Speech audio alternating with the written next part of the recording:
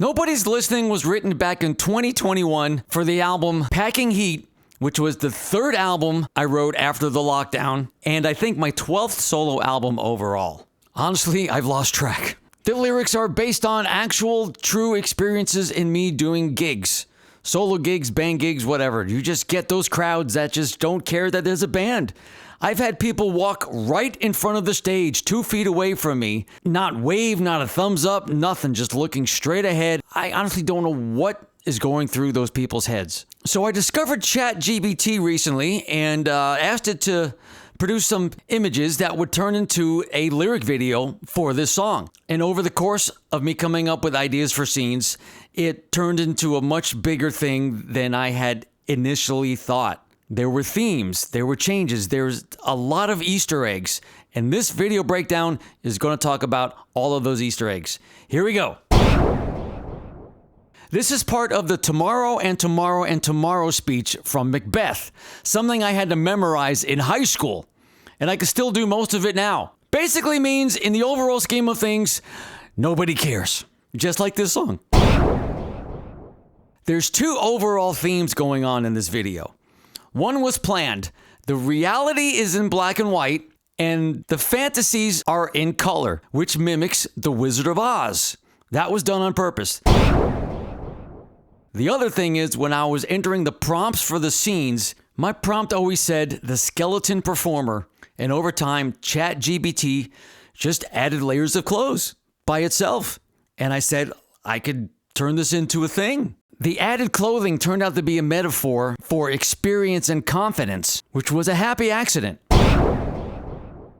Coming up with a name for the skeleton performer was relatively easy. I decided to name him Gray because it's an anagram for Gary, and I think he's going to be a returning character in some future videos. And yes, I think that the Panic Fire mascot skeleton is the same guy.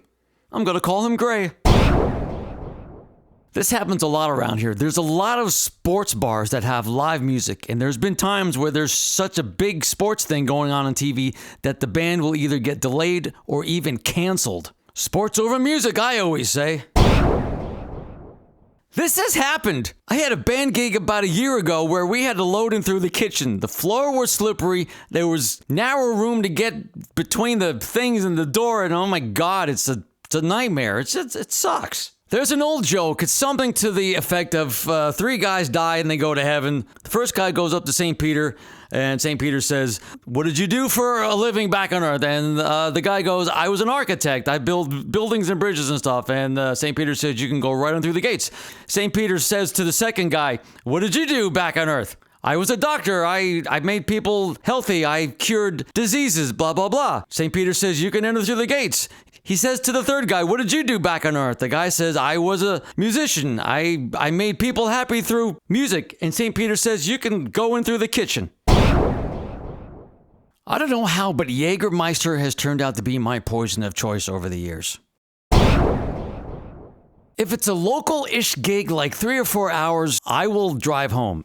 On those gigs where it's out of state, there might be a 6 or 8 hour drive. I will typically still drive home because I am awake after the gig, but there has been a few times where I pulled over at a rest area and will take a nap and sleep in my car. Fighting sleep while driving on a highway at 4 a.m. is pretty dangerous.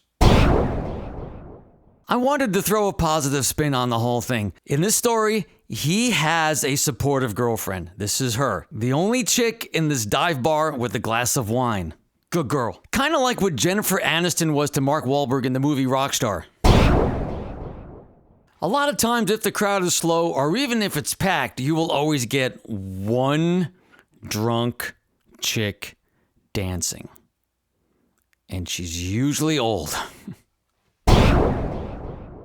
2 things happening here. Bachelorette parties will show up and it's always like, "Hey, a bunch of pretty girls."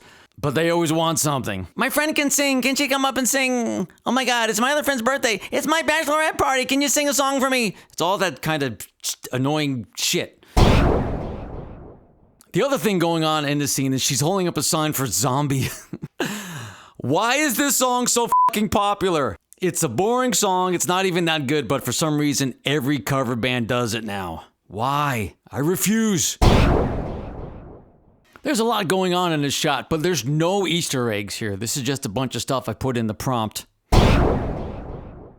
Deaf, dumb, and blind, but he sure plays a mean pinball. Anybody catch that this was a reference to the Who's Tommy? And that the guy playing pinball has long curly blonde hair?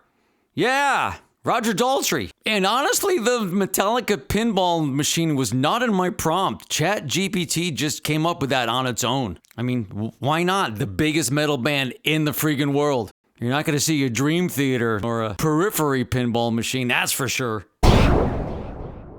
This was the only shot that ChatGPT put long hair on the skeleton performer. I don't know, just a random thing. I guess she could play it into the story that at this one show, he let his hair down. I thought this would make it interesting visual. And yes, this has actually happened. I've been on stage and someone was going through the jukebox like, I'm fucking rude, you stupid human. He wants to hear That Smell by Skinner and not what I'm playing, which is probably Wang Chung or Video Killed the Radio Star or some 90s pop. This whole song is true. Here's a little twist I decided to throw into the story. This guy that's on his laptop, he's actually listening. He's the guy writing the review on the newspaper you see at the end. One more thing going on in this shot. The sign in the back that says Trivia on Mondays. This is a reference to my trivia channel on YouTube called The Rocker Nerd that releases trivia episodes on Monday nights. Go to The Rocker Nerd on YouTube and play my trivia. Two true stories about this line. I used to play a place in Dunedin where the stage was not near the bar and there were people sitting at the bar, let's say about maybe 40, 50 feet away. The manager kept telling me to turn down and I could hear them talking. There was also a place in Palm Harbor that I used to play where one of the nights the manager kept telling me to turn down and the person that came to see me was sitting in the front row and told me that they could not hear me. What the fuck? The next night I had off, I went back to that same place and there was an acoustic duo that was way louder than any volume that I've been allowed to perform there with. F you, Thirsty Marlin. Just one of the songs you will not hear me perform in any of my solo shows, which also include Sweet Home Alabama, Mustang Sally, Zombie, Spirit in the Sky, Margaritaville, Brown Eyed Girl, Freebird, and Dreams by Skinner, not Fleetwood Mac. However, if I'm filling in with your band, I will play those songs with a smile. The only country song you're going to hear at any of my solo shows is The Devil Went Down to Georgia. And it's not the Charlie Daniels version. I kind of put my own spin on it. There are YouTube clips on it if you search for it. This is a reference to the song Her Halo off of the Panic Fire album, Another Perfect Tragedy, which came out in 2024. She has a halo held up by horns. I didn't want this to be all negative. I wanted to throw another positive spin. So this has happened too, where I've had those nights where it seems like nobody gave a shit. But when I'm packing up, there has been times where people have come up to me afterwards and told me, man, you were really good. That does happen. As the song fades out, you can hear me say, turn down for what?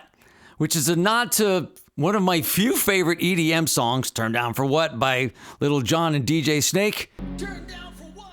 Because you want me to turn down for what? You know? Thank you for listening. Here's some leftover images that I didn't use.